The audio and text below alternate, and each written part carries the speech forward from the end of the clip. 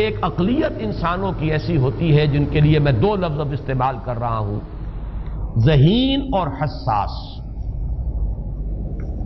ذہین اور حساس لوگوں میں قبض اور بسط کی کیفیت، یہ مختلف سائیکلز ہیں جو آتی رہتی ہیں۔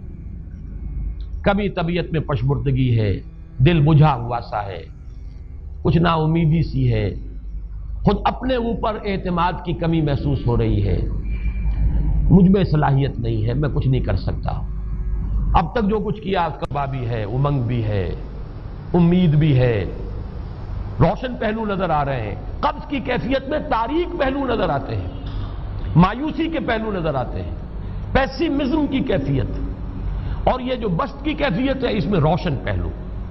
دیکھو یہ بھی تو ہے نا، آخر یہ بھی تو ہوا ہے اور بھی ہو سکتا ہے، آخر اب تک میں نے یہ کام بھی تو کر لیا، آگے بھی مشکل آسان ہو سکتی ہے۔ یہ دو کیفیات ہیں قبض اور بسط کی، جن کو کہ صوفیاء کرام نے یہ اصطلاحات، یہ عنوان دیے، قبض اور بسط۔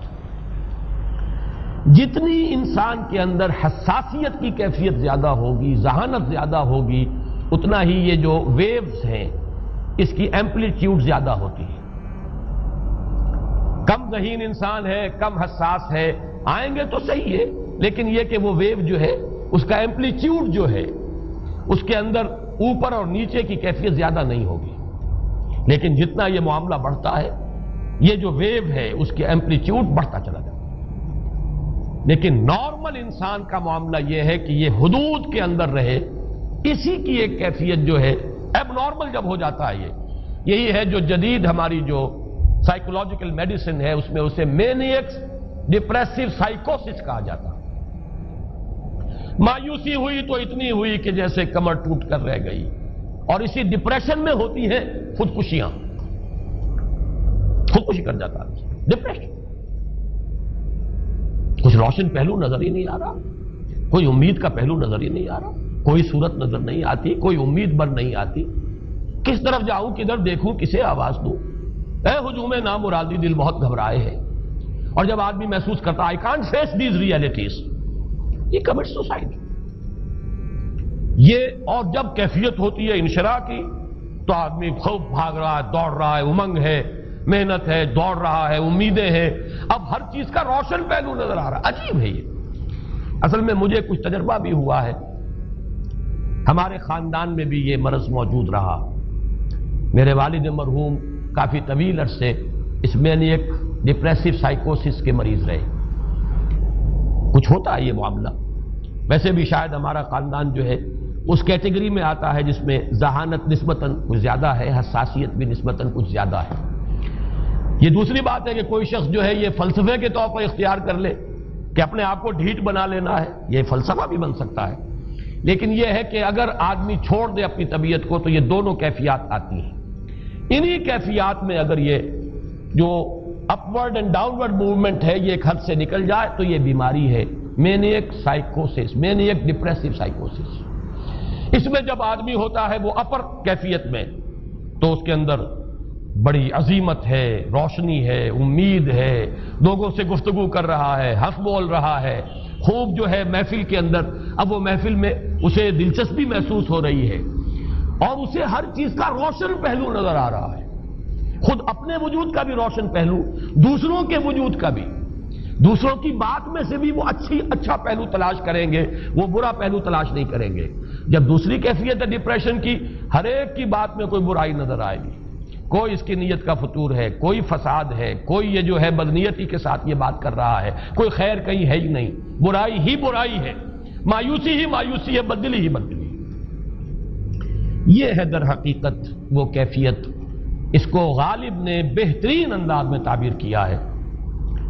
ذہین اور حساس انسانوں میں ان کی جو ترقی ہے وہ انہی مراحل سے ہو کر گزرتی ہے، اور ہر ڈپریشن کے بعد، ڈپریشن میں اس سینس میں استعمال نہیں کر رہا یعنی بیماری کی حد تک پہنچنے والی ڈپریشن نہیں، صرف قبض کی حد تک پہنچنے والا معاملہ۔ ہر قبض کے بعد جب بسط آتا ہے تو آگے ترقی ہوتی ہے، جس کو آپ کہتے ہیں بائی لیپس اینڈ باؤنڈس، آدمی جو ہے چھلانگ لگاتا ہے، گویا کہ ایک درجہ جو پہلے تھا اس سے آگے درجہ انسان کا جو ہے اس سے بلند تر پوزیشن پر انسان پہنچتا ہے. ہر قبض کے بعد جو نیا بست آتا ہے وہ ایک نئی کیفیت، نئی شان، نئی بلندی، نئی رفعت لے کر آتا ہے. اس کو غالب نے تعبیر کیا ہے بہت خوبصورت انداز ہے. رکتی ہے میری طبع تو ہوتی ہے رواں اور. یعنی شاعر بھی کبھی ایسا وقت آتا ہے شعر جو ہے اس پر نازل ہی نہیں ہو رہا، شعر نہیں کہہ پا رہا، طبیعت میں رکاوٹ سی ہے، بندش سی ہو گئی ہے، کوئی کلام موضوع ہو ہی نہیں رہا. لیکن پھر جب یہ کیفیت جو ہے بدلتی ہے اور جب پھر بست کی کیفیت آتی ہے، رکتی ہے میری طبع تو ہوتی ہے رواں اور، پھر اس کے اندر ایک جولانی نئی ایک کیفیت جو ہے انشراح کی، وہ ایک بالکل نئی کیفیت، نئی شان کے ساتھ. یہ ہے وہ معاملہ جو ان آیات مبارکہ کے پس منظر میں ہے. اسی لیے اب میں آپ کو اس کا حوالہ دے رہا ہوں. تفسیر مظہری میں قاضی ثناء اللہ پانی پتی رحمت اللہ علیہ نے بہت عمدہ بات فرمائی ہے کہ حالت قبض اگر کسی شخص پر طاری ہو تو اس حال میں اکسیر کا درجہ رکھتی ہے یہ سورہ مبارکہ، اس لیے کہ یہ نازل ہوئی ہے محمد الرسول اللہ صلی اللہ علیہ وسلم پر اسی حالت قبض میں. وَالضُّحَىٰ وَاللَّيْلِ إِذَا سَجَىٰ مَا وَدَّعَكَ رَبُّكَ وَمَا قَلَىٰ وَلَلْآخِرَةُ خَيْرٌ لَكَ مِنَ الْأُولَىٰ وَلَسَوْفَ يُعْطِيكَ رَبُّكَ فَتَرْضَىٰ أَلَمْ يَجِدْكَ يَتِيمًا فَآوَىٰ وَوَجَدَكَ ضَالًّا فَهَدَىٰ وَوَجَدَكَ عَائِلًا فَأَغْنَىٰ. یہ تمام آیات اب معلوم ہوگا کہ جیسے موتی پروئے ہوئے. ایک لفظ قبض، اب اس میں جو بھی واقعاتی اور جو میں نے آپ کو روایاتی جو بھی پس منظر بیان کیا وہ بھی فٹ بیٹھ رہا ہے. وہ خودکشی کا معاملہ بھی آ گیا، اس میں فٹ بیٹھ رہا ہے کہ بخاری شریف میں روایت موجود ہے کہ حضور فرماتے ہیں کہ میری طبیعت پر اس درجے اضطراب تھا، اتنی کیفیت جو ہے میری تشویش کی تھی کہ میرے دل میں بار بار خیال آتا تھا کہ پہاڑ پر چڑھ کر اپنے آپ کو نیچے گرا دوں. یہ سارے معاملات اب آپ کو محسوس ہوگا جیسے تمام کڑیاں جو ہے وہ جڑ گئی، جیسے رات کو اب آپ اٹھ نہیں پا رہے، اضمحلال ہے، اعصابی جو ہے اعصاب اس درجے متاثر ہو چکے ہیں. صرف یہ ایک احساسات کی کیفیت نہیں ہے، آپ کی قوت فعلی جو ہے، قوت عملی، وہ بھی اس درجے متاثر ہو چکی ہے کہ کئی راتیں گزر گئی اور آپ رات کو نہیں اٹھ سکے، جس پر کہ ام جمیل کو یہ کہنے کا موقع مل گیا کہ معلوم ہوتا ہے محمد تمہارا شیطان تمہیں چھوڑ گیا. اب یہ جملہ اپنی جگہ پر اس کی کاٹ ہے یقیناً، اس سے یضیق صدرک بما یقولون، لیکن وہ کیفیت جس کی وجہ سے یہ جملہ آیا ہے اس پر نگاہ دوڑائیے، اس پر نگاہ کو مرکوز کریں گے تو معلوم ہوگا ایک لفظ قبض، یہ قبض کی ایک کیفیت تھی. اس قبضی کی کیفیت کا ایک مظہر یہ ہے کیونکہ یہ بھی تو در حقیقت قلب مبارک جو ہے محمد الرسول اللہ صلی اللہ علیہ وسلم کا، اسی پر تو وحی کا نزول ہوتا تھا. یہ بھی وہی داخلی احساسات و کیفیات کا معاملہ ہے، یہی بھی در حقیقت یہ واردات قلبیہ ہی کا سارا معاملہ ہے. اس کو آپ خارج سے تعبیر نہیں کر سکتے. نہ ابھی کوئی ایسے مصائب تھے، نہ ایسی کوئی مشکلات تھیں، نہ ابھی کوئی رد و قضا ایسی شروع ہوئی، نہ ابھی کوئی بحث و نزاع کا معاملہ ایسا ہوا، نہ کوئی ابھی کوئی فزیکل پرسیکیوشن شروع ہوئی. یہ سب داخلی ہی کیفیات ہیں، اور ان داخلی کیفیات کے حوالے سے ان سورہ مبارکہ کو اگر صحیح سمجھا ہے تو صوفیاء نے سمجھا. وہ جو اقبال کا شعر ہے کہ کچھ جو سمجھا میرے شکوے کو تو رضواں سمجھا، مجھ کو جنت سے نکالا ہوا انسان سمجھا. اور کون سمجھے گا؟